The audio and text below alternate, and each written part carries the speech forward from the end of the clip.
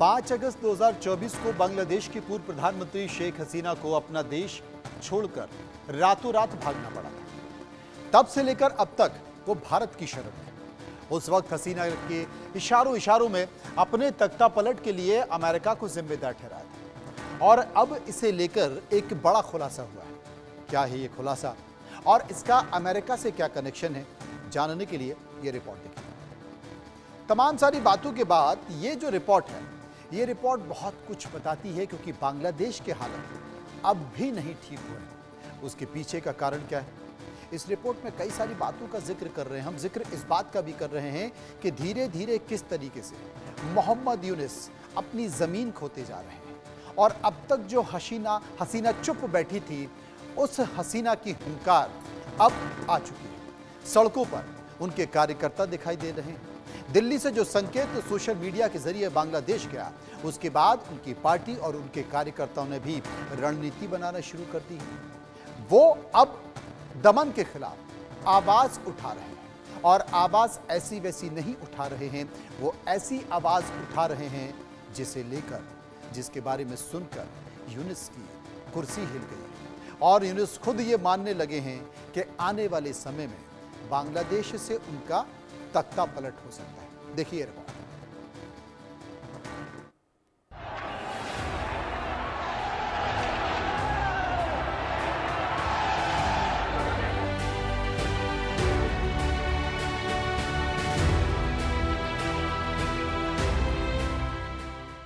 क्या शेख हसीना की कुर्सी अमेरिका के कारण गई? क्या शेख हसीना के तख्ता पलट में अमेरिका का हाथ था?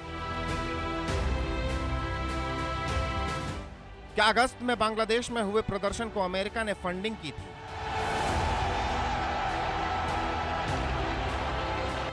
क्या अमेरिका के कारण शेख हसीना को बांग्लादेश छोड़ना पड़ा था?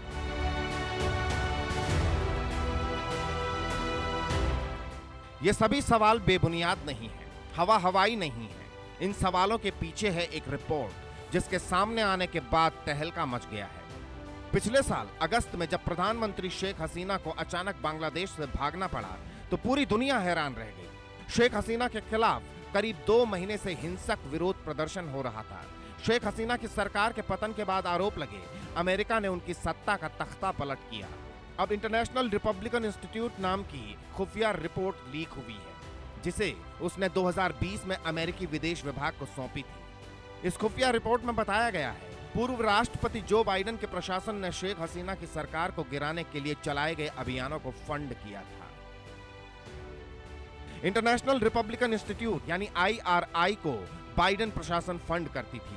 ये एजेंसी सामाजिक कार्यकर्ताओं, कलाकारों, मानवाधिकार कार्यकर्ताओं का इस्तेमाल करते हुए देशों की सरकारों का गिराने का काम करती है। लीक हुए दस्तावेजों के मुताबिक शेख हसीना की सरकार को गिराने के लिए काम 4 साल पहले ही शुरू हो चुका था और इसके लिए IRI की टीम ने राजधानी ढाका समेत बांग्लादेश के कई शहर जैसे सिलहट, राजशाही, खुलना और चटगांव में गांव स्तरों पर मुखबिरों के साथ बात करना शुरू किया था।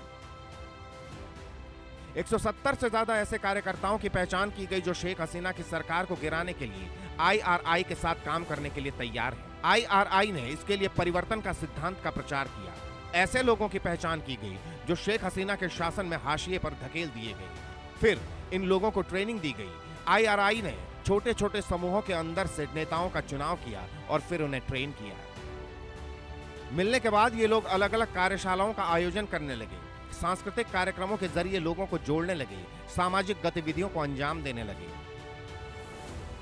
इसके बाद कलाकार तौफीक अहमद को 2 गाने बनाने के लिए कहा गया, जिसकी फंडिंग IRI ने की। इनमें से एक गाना था तुई पैरिश, जिसका मतलब है आप कर सकते हैं।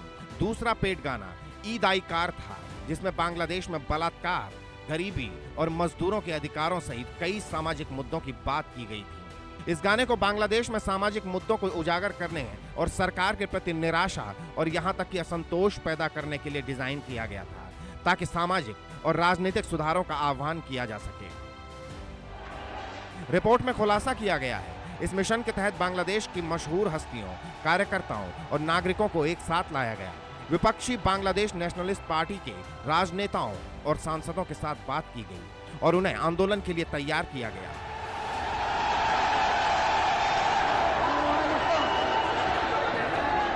इंटरनेशनल रिपब्लिकन इंस्टीट्यूट की एक खुफिया रिपोर्ट लीक हुई है, जिसे कि इस इंस्टीट्यूट ने अमेरिका के विदेश विभाग को 2020 में सौंपा था।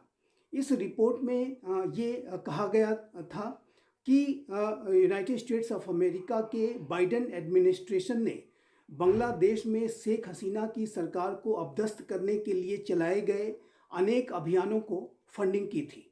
और ये बिल्कुल स्पष्ट है कि यूनाइटेड स्टेट्स ऑफ अमेरिका के बाइडेन एडमिनिस्ट्रेशन के अंतर्गत कार्य करने वाले डीप स्टेट एलिमेंट्स ने शेख हसीना की सरकार को गिराने में अपनी पूरी भूमिका निभाई।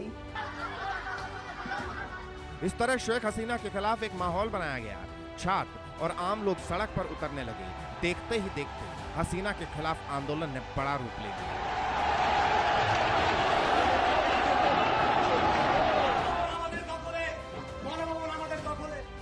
5 अगस्त को शेख हसीना को देश छोड़कर भागना पड़ा था, जिसके बाद मोहम्मद यूनुस बांग्लादेश की अंतरिम सरकार के मुखिया बने थे। तब शेख हसीना ने अमेरिका की तरफ इशारा करते हुए तख्ता पलट का आरोप लगाया था। वैसे यूनुस और बाइडेन की करीबी किसी से छिपी नहीं है और अब इस रिपोर्ट के सामने आने के बाद हसीना के दावों में दम नजर आता है। Bureau report, India news.